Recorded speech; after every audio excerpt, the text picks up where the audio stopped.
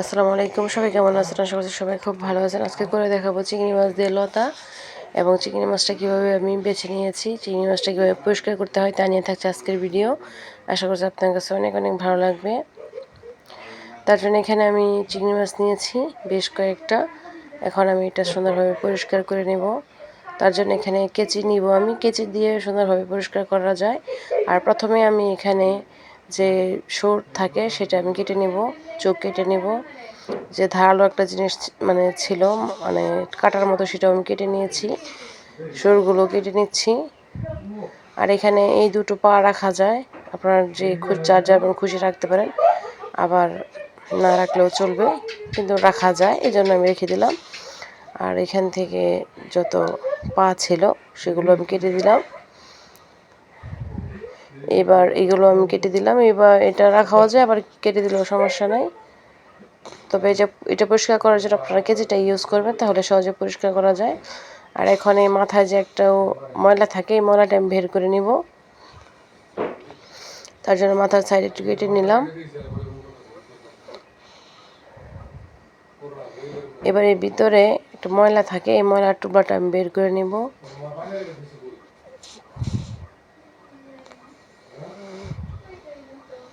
ময়লাটা, এই হলুদটা কিন্তু ময়লা না, এটা খাওয়া যায়, কিন্তু এই যে একটা ময়লার বের হয়েছে, এটা আমি বের করলাম এতক্ষণ। এইটা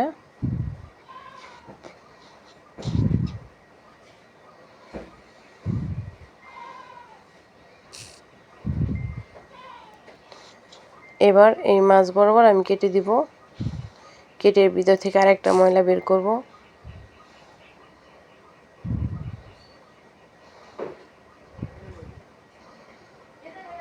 এই দেখতে পাচ্ছেন চিকন একটা সুতার মতো, এটা আমি বের করে নেব।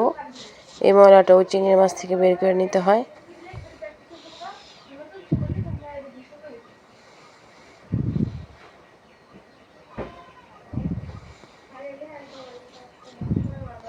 এটা আমি বের করে নিয়েছি। এখন এই মোটামুটি চিংড়িটা খাওয়ার জন্য উপযুক্ত, এইভাবে আপনারা খেয়ে ফেলতে পারবেন। আর এর চাইতে যদি বেশি পরিষ্কার করতে চান, তাহলে সবগুলো খোসা ফেলে দিতে পারবেন। হাত দিয়ে টাচ করলে সুন্দরভাবে চলে আসবে। আমি আরেকটা করে দেখাচ্ছি। প্রথমে এই কাঁটাটা কেটে নেবেন এখান থেকে, তারপরে চোখ দুটো কেটে নেবেন, আর সুরগুলো কেটে নেবেন।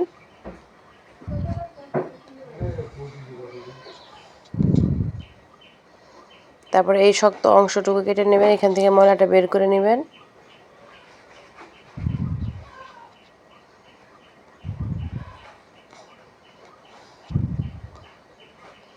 এখানে যে ময়লাটা থাকে, এই ময়লাটা বের করে নেবেন।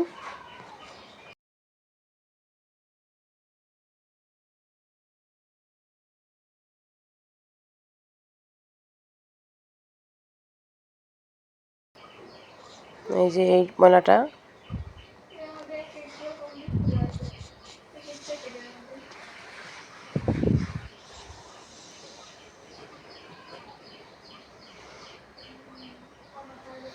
এবার আমি মাঝখান থেকে এক ময়লাটা বের করে নেব, সুতার মতো ময়লাটা বের করে নেব।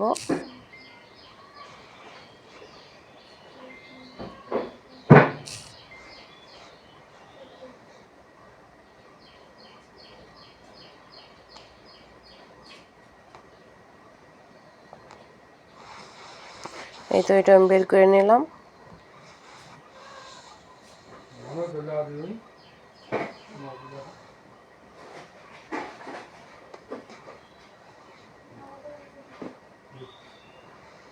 ঠিক এভাবে চিংড়ি মাছগুলো পরিষ্কার করে নেবেন যে কোনো রান্নার সময়, তাহলে একদম পারফেক্টভাবে চিংড়িটা পরিষ্কার হয়ে যাবে। এবার আমি পাগুলো কেটে নিচ্ছি।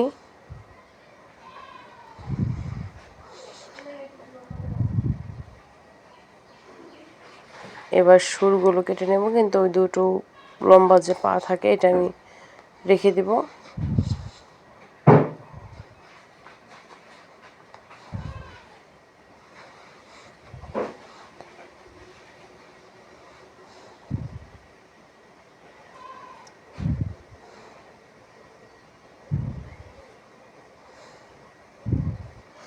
এই তো হয়ে গেল চিংড়ি মাছ পরিষ্কার। আর এদিকে আমি একটু চিংড়ি দিয়ে লতা রান্না করব। আর এই চিংড়ি মাছ লতা দিয়ে রান্না করার জন্য আমি একদম টোটাল যতগুলো ছিল মানে শক্ত আবরণ ছিল চিংড়ি মাছের সবগুলো আমি পরিষ্কার করে নিয়েছি। আর ওইদিকে একটা প্যান বসিয়ে দিলাম, প্যানে পেঁয়াজ কাঁচামরিচ আদা হলুদ সস গুঁড়ো দিয়ে আমি সুন্দরভাবে কষিয়ে নিব মশলাটা আগে, এবং শুকনো মরিচ দিয়ে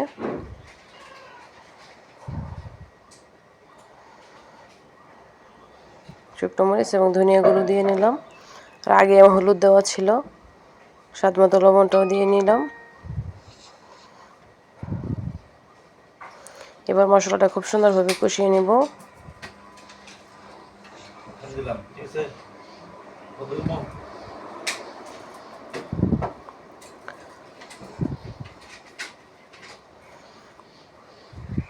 সামান্য একটু জিরা গুঁড়ো দিয়ে নিলাম। এবার মশলাটা সুন্দরভাবে কষিয়ে তারপরে আমি চিংড়ি মাছটা দিয়ে নিব। এবার চিংড়ি মাছটা আমি সুন্দরভাবে দেখতে পাচ্ছেন ফ্রেশভাবে পরিষ্কার করে নিয়েছি। এবার আমি এটা মশলায় কষিয়ে নিব।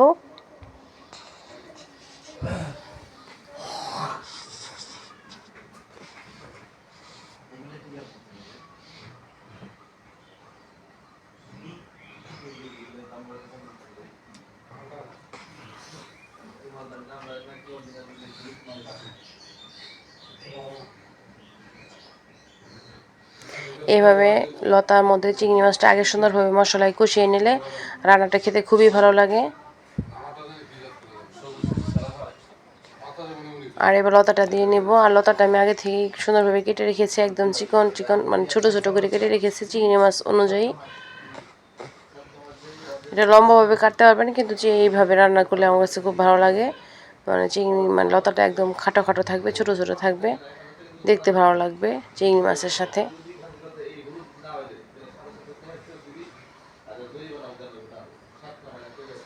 এই তো ভালোভাবে কষিয়ে নিব এখন।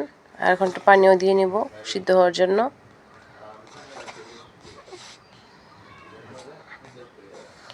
এখানে আমি পরিমাণ মতো পানিটা দিয়ে নেব যেন লতাটা একদম সবুজ থাকে।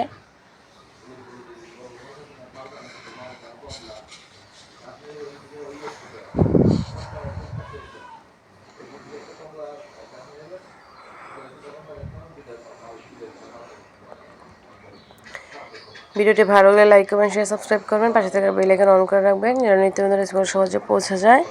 আর ওইদিকে আমার লতাটা একদম জাল হয়ে গিয়েছে, মাশাআল্লাহ লতাটা রান্নাটা একদম পারফেক্ট হয়েছে, খুব সুন্দর হয়েছে চিংড়ি মাছের সাথে, কালারও সবুজ ছিল। আশা করছি আপনার কাছে অনেক অনেক ভালো লেগেছে। আজ এই পর্যন্তই, সবাই ভালো থাকবেন। আসসালামু আলাইকুম ওয়া রাহমাতুল্লাহি ওয়া বারাকাতুহু।